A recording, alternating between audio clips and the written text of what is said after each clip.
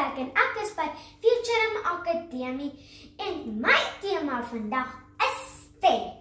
Wanneer papa sy stem dik maak, dan weet ek dat een van my sissies het alweer teruggemaak. Dan praat papa net een keer of is dit hoekie toe met die een wat nie luister nie. Dames en here, ek het al geleer dat om saam te stem is die beste geweer. Of is dit probeer is die beste geweer. Of wag, nou weet ek, om na mamma en papa se stemme te luister is die beste geweer. As mama sê, gaan doen jou huiswerk, dan proe dit soos broccoli. As papa sê, luister na jou ma, dan eet ek liewer skool. Dalk luister ek beter as nie hulle stemme dik maak nie, en hier is hoekom. Piet Aartjie sê, dit is nie goed vir ouers om hulle stemme dik te maak vir hulle kinders nie. Sy is 'n kenner van kinderontwikkeling en het op 5 Februarie 2025 'n interessante artikel geskryf op childmind.org. Sy sê, ouers kan nog steeds streng wees sonder om hulle stemme dik te maak. As 'n ouer hulle stem dik maak, maak dit kinders bang en onseker.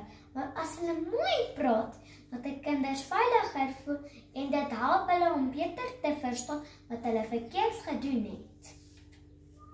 Rede nommer 2. Mary Stoffel sê, 'n ouer se stemtoon is ook belangrik wanneer hulle met kinders praat. Sy is 'n kindersielkundige en het baie by haar eie kinders geleer. In haar blog op 26 Julie 2024 skryf sy dat 38% van 'n boodskap deur jou stemtoon oorgedra word. Jou stemtoon is die klank wat jou stem het wanneer jy praat. Byvoorbeeld, as papa kwaad is, dan sy stem diep. As mama bly is, klink haar stem lig. Tannie Mary sê, as kinders luister beter na hulle ouers as hulle stemme sag bly, nog steeds as hulle kwaad is en frustreerd. Laastens, die beste raad is partykeer om net dadelik vir jou ouers te luister en te doen wat hulle sê. So hoef hulle nie hulle stemme dik te maak nie, en kry jy dalk ekstra rums omdat jy so mooi luister. Dames en here, hiermee wil ek afsluit.